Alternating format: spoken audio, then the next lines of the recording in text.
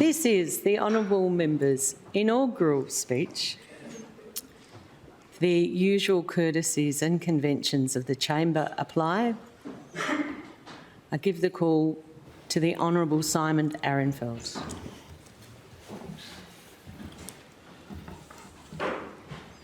President, congratulations on your re-election. I particularly note it occurred in circumstances under which your party lost majority control of this House, and as such is testament to the respect you have earned across the chamber. Along with other members on all sides of this House, I look forward to your continued statesmanship and guidance. I make similar observations regarding the Deputy President as well. As many would be aware, in the 80-year history of the modern Liberal Party, I am the first Jewish Member of Parliament in Western Australia, either state or federal.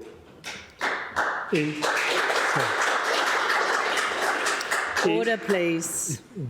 In all those years, there has only been one other from any other party, the late Joe Berenson, who served as both a federal minister and government leader in this House. Moreover, I become the only person to have served here who has grown up in the shadow of the Holocaust. The Slovak capital, Bratislava, sat in the cradle of civilization. It was the place of crowning Austro-Hungarian monarchs for over 250 years. It was also one of the greatest seats of rabbinic learning, founded by the Chasam Sofer, who, as best we can ascertain, is a direct descendant, given that his daughter married Rabbi Ehrenfeld and his grandson carried the same Hebrew name as my grandfather. President, civilization can so quickly become calamity. That has borne many witnesses, which tragically included so much of my family. May their memories be a blessing. Certainly it seemed improbable that my father Kurt would ever achieve his childhood dream of becoming a mechanical engineer. When at age 7 the Nazis occupied Czechoslovakia, and at age 12 he and his family were taken away by the Gestapo.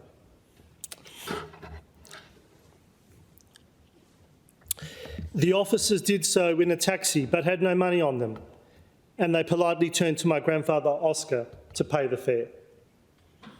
Therein lay a great lesson that officials of all persuasions can be the most courteous and professional of people while they destroy liberty, livelihoods and lives. Eventually, they were brought to the cattle carts where the SS officers were selecting people for the labour camps. Pointing to my father, they asked my grandfather, "Is he a strong boy?" To which they received the reply, "No, he's weak." With those few choice words, history was sealed. Dad's father was sent one way, my father, his 10-year-old sister Eva, and their mother Esther was sent the other way. How fate turns on a dime. That was, in any case, the last time Dad would ever see his father.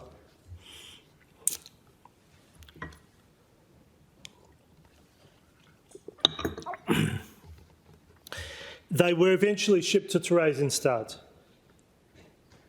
The Nazi regime fell, however, before the next transport to Auschwitz occurred, leaving my father, along with his sister and mother, in the 10% who survived that ghetto.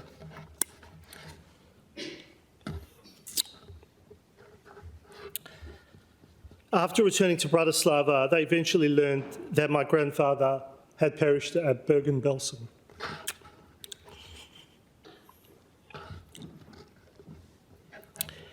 I had the chance to visit that camp with my family in January 2023. We laid rocks upon the various mass graves. Some had hundreds of bodies, some had thousands. One of them was a grandfather I never met, another was Anne Frank. A monument dedicated there in 1946 reads, "Earth conceal not the blood shed on thee." Communist Czechoslovakia after the war gave Dad and his remaining family little joy, and by 1950 they had found their way to Melbourne. When we hear of the size of the Holocaust, they never count those survivors on whom it took a significant toll.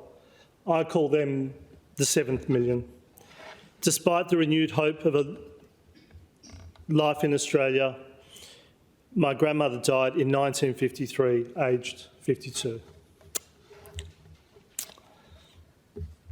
Having suffered under National Socialism and International Socialism, my father embraced everything about Australia, not even retaining an accent. The newly formed Liberal Party represented values he gladly embraced: a commitment to the stability offered by our constitutional monarchy, reward for effort, strong family values, free enterprise, strong alliances with other nations who share our values, and community voluntarism over big state intervention. My father studied for 7 years and achieved his dream of becoming a mechanical engineer. In that time, he was introduced to my mother, Norma, on a tram. I don't know if it's just me, but there's something infinitely more romantic about that than saying they met on a bus. They eventually became engaged and flew to Mum's hometown of Perth for a big wedding at the Brisbane Street Synagogue, then home to the Perth Hebrew congregation, of which I am a lifelong member.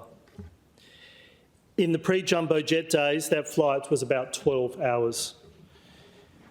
Then they honeymooned in an exotic overseas location called Rottnest, where they met Lady Marion Colbatch, widow of the late Hal Colbatch Sr., the only person ever to have served as Premier of Western Australia as a member of this House, and their son Hal Jr., who went on to become an accomplished author. Hal Jr. spent his time hanging around my parents, and Dad taught him how to ride a bicycle. My parents recounted the story of when Lady Colbatch went to sit down and young Hal, in an act of mischief, pulled the chair from under her and she fell to the ground.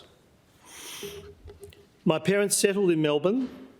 Back then, however, there was no protection of building deposits. Their builder went under and my parents lost everything. This became the catalyst to start again back in Perth. Dad obtained a job with the Public Works Department, which moved into a stylish new building, now called Duma House. His talent was quickly recognised and he was appointed Chief Mechanical Engineer for the Ord River Dam project.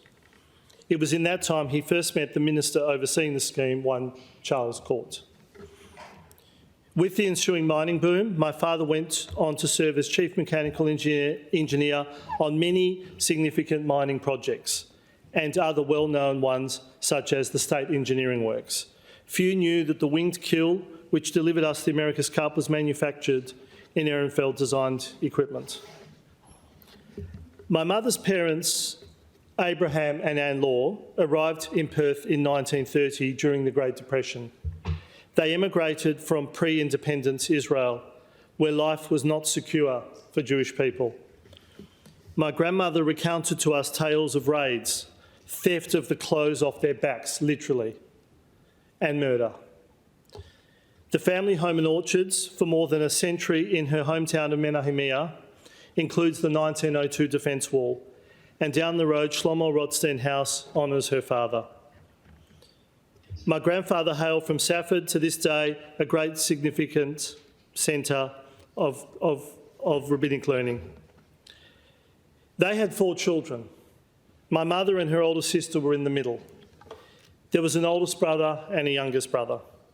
The younger brother was termed a blue baby and made a widely publicised mercy flight in 1948 to the United States for treatment.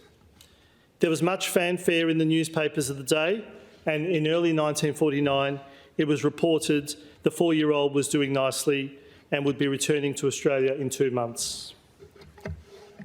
4 days later, he passed away. Rolling forward to 1981, I arrived home from school one day. It was my grandfather's birthday and the eve of a Jewish festival. There was a large gathering, but rather early for them to be there. My father pulled me aside to say Mum's older brother had died. He was only 48, a chess champion in his youth rather than the sporty type, a serial entrepreneur with a very sweet tooth. So I assumed it had been a heart attack. Nonetheless, I asked that unuseful question we always ask, which is how, as if it might help undo the circumstance. That is when I learned my uncle and his business partner had each been shot in a double murder-suicide on Walcott Street by a man they were buying a property from. No one knows how the conflict came about. There were rumours that there had been a disagreement on whether the stained glass windows were included with the sale of the property. It offends our sense of the natural order of things when parents outlive their children.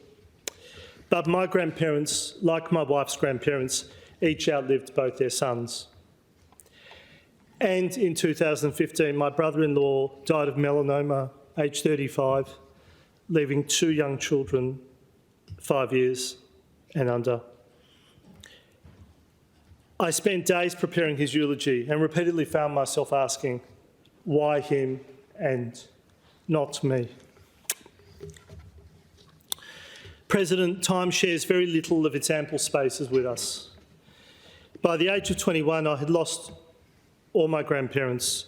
2 I would never meet, but passed on much, and 2 I would learn much from directly, all which represents the enduring value of conservatism, that it gives voice to the wisdom of those who went before us. 5 valuable lessons I will share. The value of hard work. Concerning those who rise to power, be on your guard. Believe half of what you see and nothing that you hear. One enemy can do more damage than 1,000 friends can fix. And if someone does not love you, then love them back twice as much.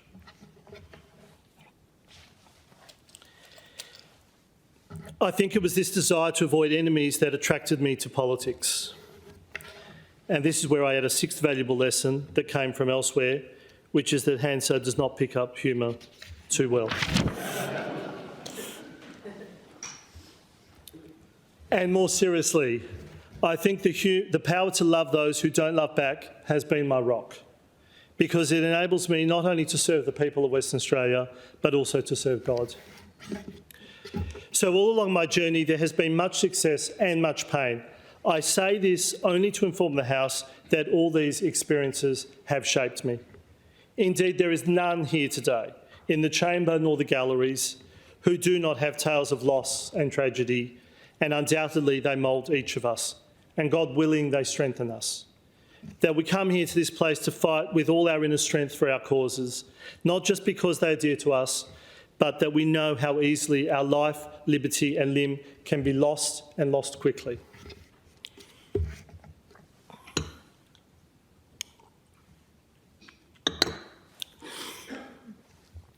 I arrived into this world as the 6th son and the 12th grandson, at which time there were no daughters or granddaughters. President, you can only imagine the excitement when I was born. 6 boys arriving in the space of 8 years certainly kept my parents busy, although they eventually did get their girl. Very middle class in our time seems like sheer poverty today. 1 car and 1 television between the 9 of us, and of course, shared bedrooms and plenty of hand-me-downs. There were no overseas trips beyond Rottnest. We did our trip across Australia, 9 of us in the purple Kingswood station wagon, 3 across the bench seat in the front, 4 across the back and 2 in the boot, with the caravanette in tow. The traverse across the unsealed highway back then was particularly memorable. The most amazing thing was that as much as our parents did and sacrificed for us, they gave so much to the community as well, volunteering in a range of organisations. and so did we in order to help those less fortunate than ourselves. My father also instilled in us the great contributions to Western Australia made by Sir Charles Court and Lang Hancock, who each overcame significant odds. And indeed, the whole of Australia today continues to benefit from their mission and their vision. In many respects, my attraction to mainstream culture has been somewhat orthogonal. I was interested in politics and the world from a young age. My music taste, while relatively eclectic, put high emphasis on the Seekers and ABBA. And in the Reynolds song Morningtown Ride, which the Seekers made famous, there are words which succinctly capture my approach to life and politics. Maybe it is raining where our train will ride. After high school, I took on 3 challenges simultaneously. I enrolled at the University of Western Australia, I started a business, and I joined the Young Liberal movement, where I went on to become its state president and was subsequently honoured with life membership. In my business life, we had made enough money to build our own premises in central Subiaco with a couple of extra shops in it, which we rented out. Then, during the 1990s, I saw the internet in its early stages, deciding that everyone is going to need this. It seems so obvious in hindsight, but back then only 2% of people were on it, and key stakeholders I engaged with thought it a toy or unnecessary to have it all. Forays that many companies, big and small, had made into the space had failed. Technologies came and went. Armed with some property to mortgage, I ventured into the space, and within 7 years from start-up, a top 10 national internet provider had been created. Part of the venture involved joining forces with family, as well as 2 who instilled in me that you can't look at the bottom line who instilled in me that you can't look at the horizon if you're always looking at the bottom line. And Jürgen Steinert, who instilled in me that you couldn't keep your eye on the bottom line if you're always looking at the horizon. I'm thankful to both of them, and I acknowledge Jürgen in the gallery.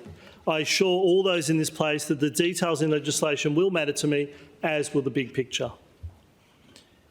I note my friend Dr. Sufi has now almost copyrighted use of the word profound. However, the Young Liberal movement was indeed a profound component of my life. It taught me much about leadership, winning and losing, loyalty and betrayal, principles and pragmatism. It is where I met many lifelong friends, many of whom are here today, including the most important, of course, being my wife, Samantha. Samantha's mother, Nolene, comes from a long line of farmers, McInernys and Reardons. So they too have known the incredible ups and downs of life.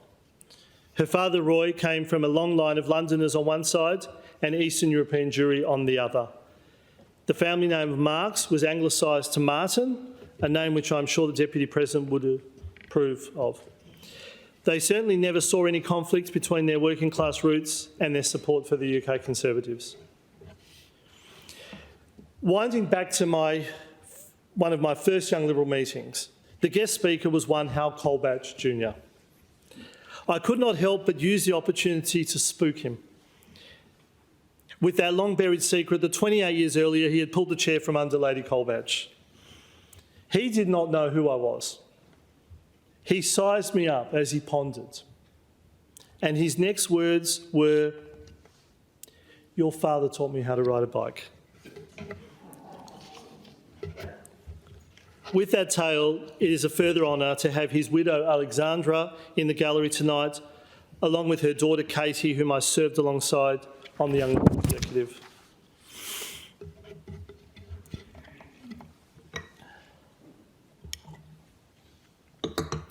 In my Young Liberal life, I had no desire to run as a candidate, but we helped get many good people into Parliament. They were heady days, which certainly played out differently without the internet. You had many names fighting the fight, like Shave, Kirith, Miller, Campbell, Crichton-Brown, Packer, Clough, Nixon, Keogh, Eggleston, Cash, Pike, Huston and Warner.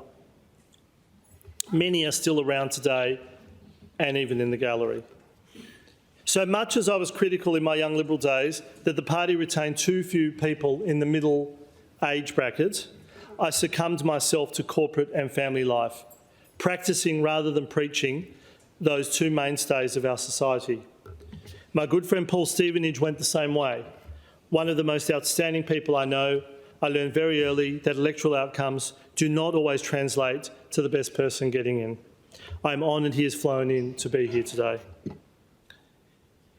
It wasn't until after the company was sold and my children were all at school that I was able to become re-involved in politics in a meaningful way. Again, I had no particular personal ambitions, but numerous people prevailed on me to run. It is a matter of historic record that I was elected by 3/4 of the pre-selectors to run for a seat in the other place, but this was ultimately thwarted narrowly and in contentious circumstances. I say our great party owes no one a living, but I was overwhelmed at the time with support from many current and former members of Parliament, not least of which included former leaders of our party in both houses, as well as the late Clive Griffiths, former President of this House and the longest-serving presiding officer in West Australian history. He reminded me of his personal acquaintance with Robert Menzies and his vision of a party for the forgotten people, where they could have a go by putting their name forward. Nonetheless, I had decided at that point that I was never meant to be in Parliament. But the unintended consequence of that episode was that I became engaged with a broader cross-section of the party, something that resulted in even more people pushing me to run in 2021. But for this House in the North Metropolitan region. Again, I was pre-selected with a comfortable majority, but the COVID election here changed the face of Australian electoral history, bringing the WA Liberal Party to its knees. At that stage, I was quite certain that God above did not want me here. And if there had been any doubt about that, the regions were then abolished and we had to produce a statewide ticket. Trifecta, all done and dusted. Ultimately, though, the Liberals selected candidates from each region. And in the North Metropolitan region, apart from myself, we selected the Honourable Jorn Sibma and Amanda Sue Markham, who have both been effective advocates of our great cause. In fact, by retaining the regions internally, the party selected an outstanding group of Legislative Council candidates to which the coming years will bear witness. I might add that the support was also there from a then current and a former Chief Rabbi, David Freilich, who is in the gallery tonight, and the great Shalom Coleman, who was still egging me on at his 106th birthday celebration to get into Parliament and who passed away just last month. It is not lost on me, however, that as a first-term member, I was bestowed the honour of the safest ever Liberal seat in Australian history, requiring only 2.63% of the vote to get elected. It is not an honour anyone deserves, and speedily in our time we will restore regional representation. The new electoral system, under which every member here was elected, is not fit for purpose in a state where 75% of the population is concentrated in 1/4% of a single area. And we must well decide whether we are to fixate overwhelmingly on Perth or truly govern for all of Western Australia.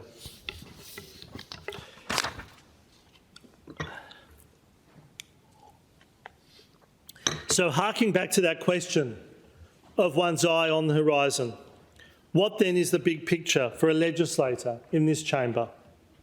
It has been said that if you don't know where you are going, any road will take you there. Or as the proverbs say, where there is no vision, the people perish. We will each have a prism with which we look at all matters. For me, the fundamentals are: how does it affect our societal structures? How does it affect enterprise? And how does it affect the family? When I first joined the Young Liberal movement, inspired by the likes of Margaret Thatcher, I was heavily motivated to counter the mentality that government must fix every problem. In its time, that was at least a hotly contested topic. Yet today, in an era where shopping is delivered to you within hours and food orders are ready within minutes, and technology pours out instant answers, there is a demand for instant solutions. And if they're not real, they need at least be perceived as such, so that people can move on with their day. So an instance of crime or financial misfortune or accident or controversial judicial decision often now seems to call for immediate legislative or financial action. It's rarely ever suggested that such catastrophe occurred because of government overreach in the first place, that we had disabled our private citizenry and institutions from providing the necessary structures to keep our society stronger and better able to grow our fortune and prevent misfortune.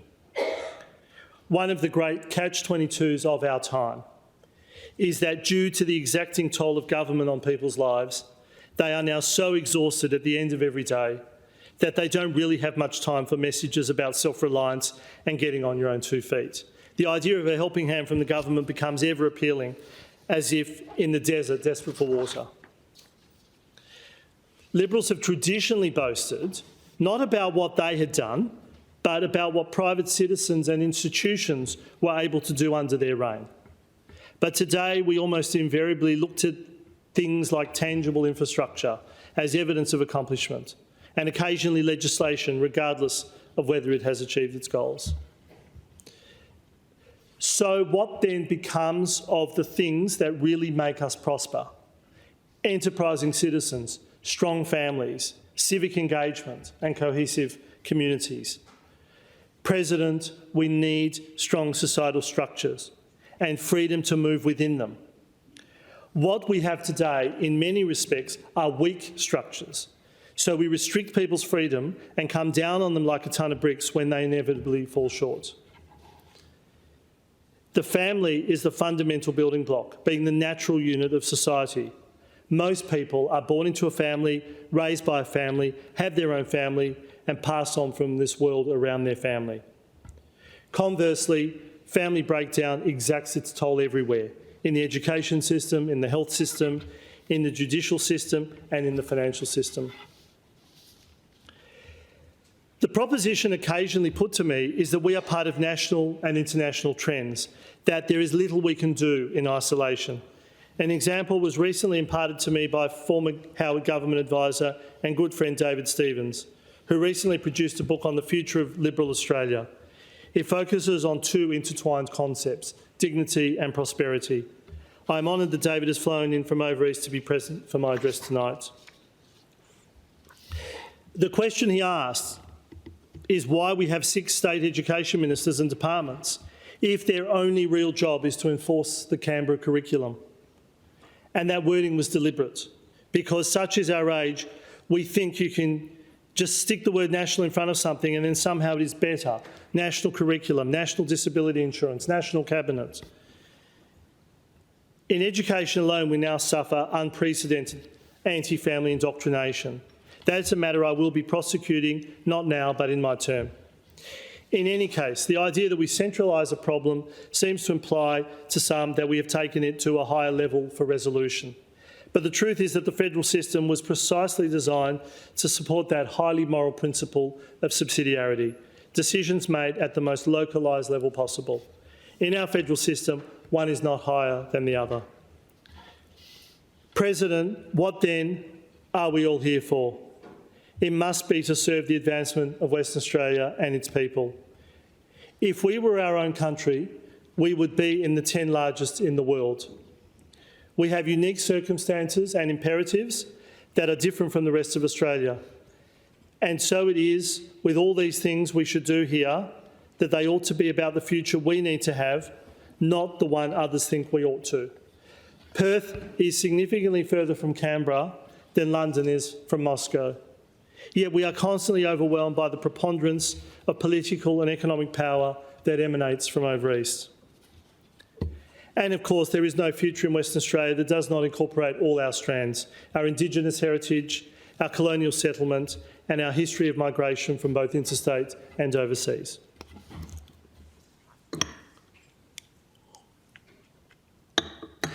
President, as part of Western Australia continuing to achieve its potential, we need to be very passionate about our urban landscapes. Whenever I walk or drive around, I think of what could be. We cannot undo the decimation of many of our beautiful old buildings. How much more magnificent St George's Terrace would look today had we properly preserved our heritage. My old synagogue in Brisbane Street is gone. We would not allow the pulling down of these buildings today. Yet we need to think about what we can restore and what we can futurise. When the London Underground was first planned, the city's population was smaller than Perth's is today. We find ourselves trying to retrofit this concept into a suburban network. Questions about what our communities will look like around each station and how each one can look and be unique and exciting need far greater forethought. Our leafiest and tree-lined suburbs are so because we went through and planted the trees many years ago. Today, we are still on the slow path to greening many areas. Coupled with ongoing development, we are losing the battle for an adequate level of nature in our urban environments. Communities can be far more fully integrated and vibrant than they are. Without abundant family life, it will be very difficult to make them so. President, there is a bleak future without growing family life. We have moved to a very wrong-headed view of it. And too many think that if people decide to have children, that should be entirely their problem and their cost, as if it were no different from choosing to buy a sports car. The biological truth is that there is no future without very many more pregnancies.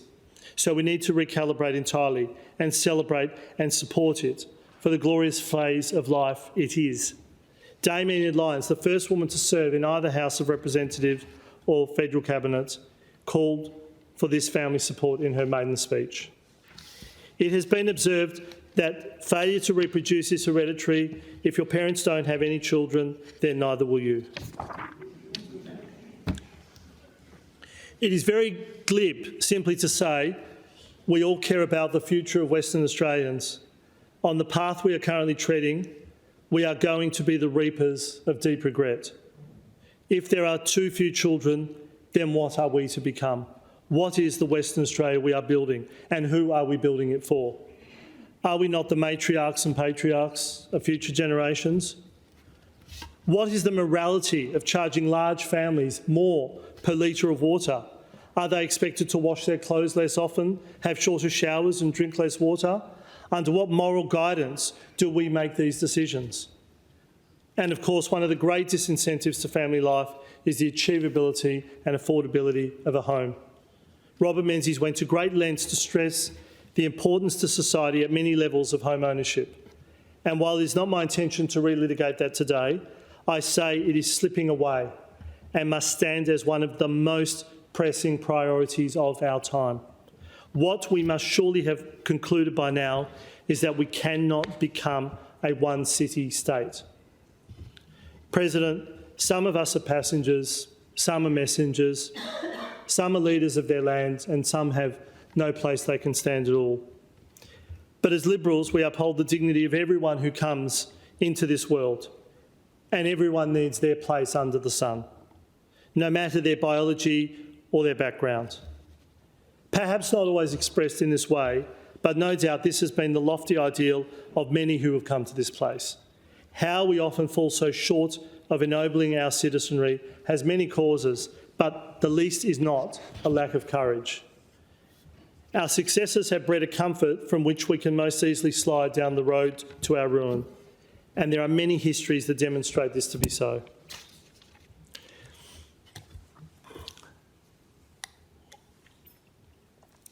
The Hebrew word for charity is tzedakah. It also means righteousness.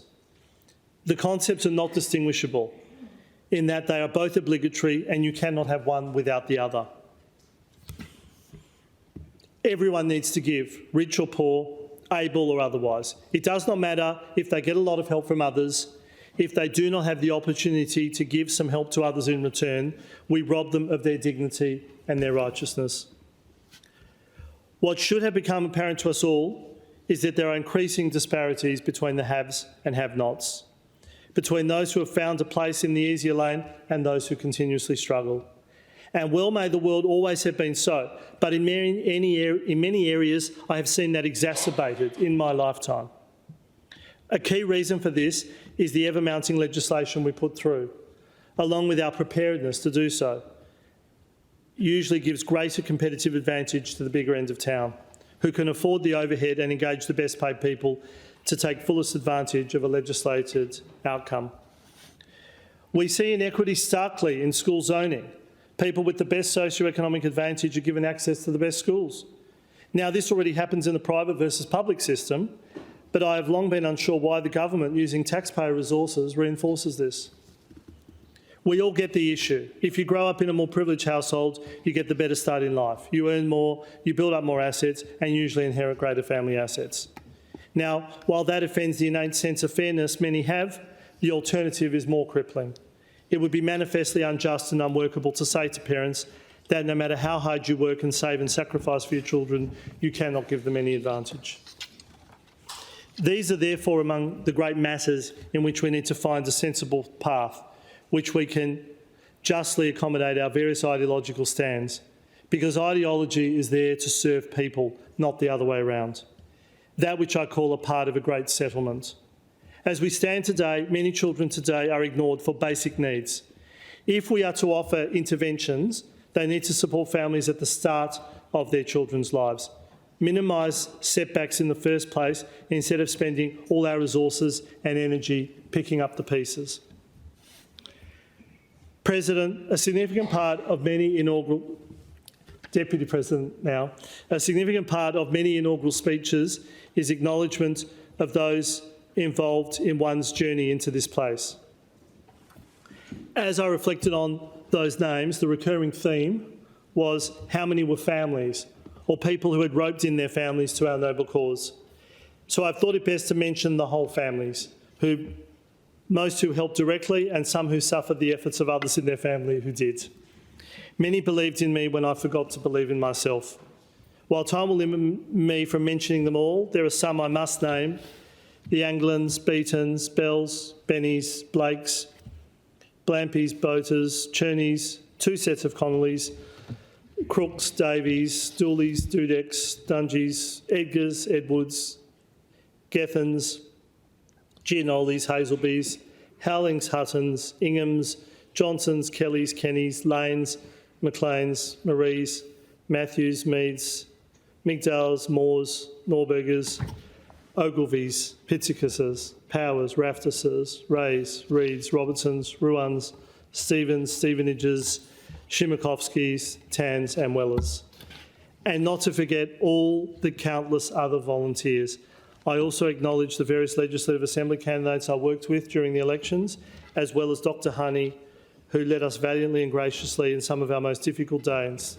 I am honoured with his presence tonight.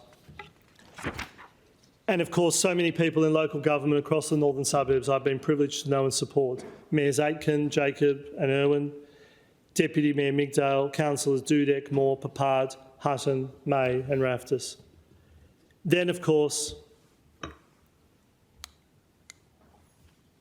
there are all the Ehrenfelds, most particularly my most wonderful wife Samantha and my amazing children Grace, Zara, Elijah and Ava, who are all here. I couldn't be more proud of you, even when you disagree with me, which is often. For all who think it can get too hard, please remember that while Samantha and I were raising our 4 children, I was running a public company and we each completed 2 degrees. I might add that Grace and Zara took up the fight against anti-Semitism on campus in their capacity as Jewish student leaders, and Grace's fight in particular against institutional anti-Semitism in the academic establishment made mention in the Jerusalem Post.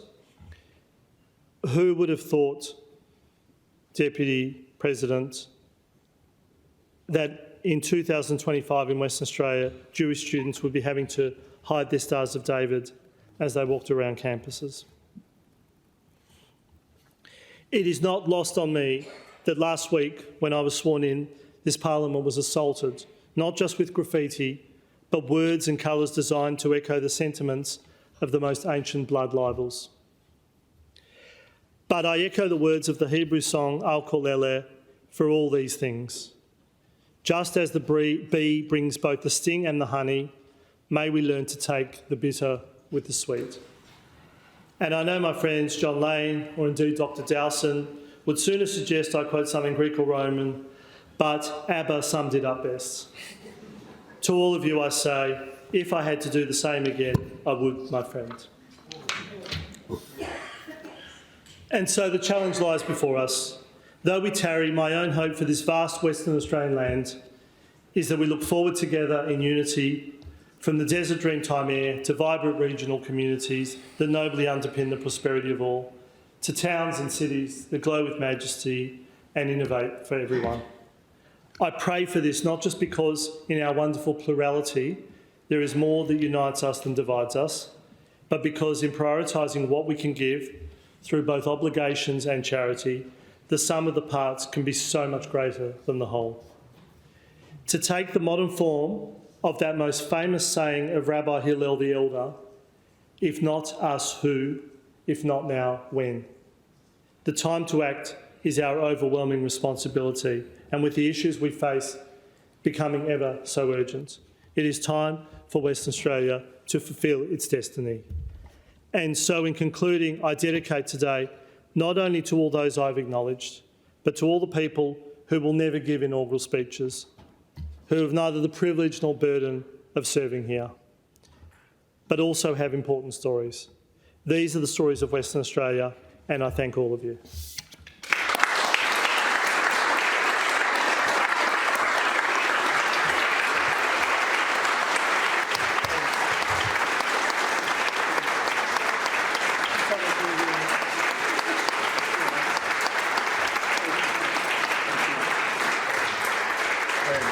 Thank you so much. Sorry, I didn't expect you to.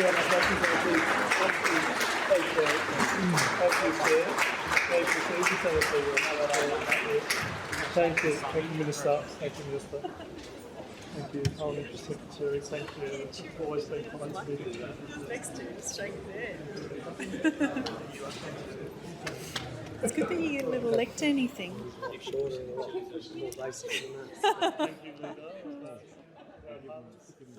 Thank you, Leader of the Crossbench. Thanks. Thank you, Leader. I might take this if you don't Yeah. mind. Passing on the lecture.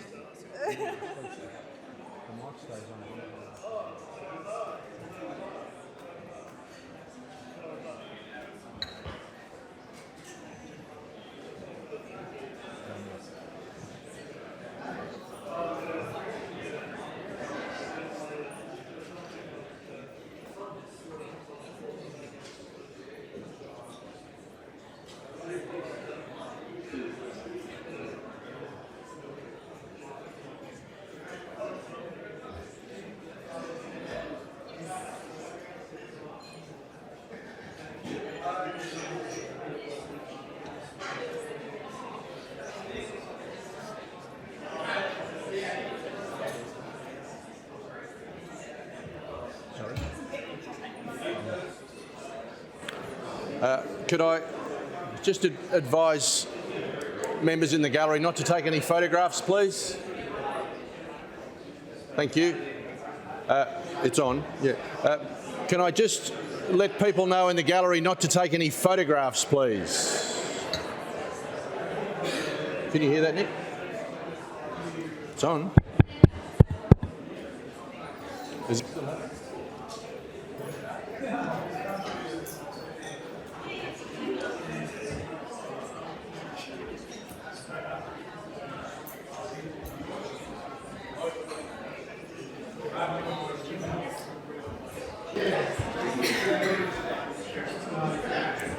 Come on, let's move it along.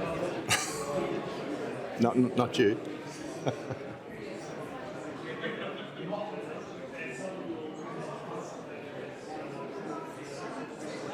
Good.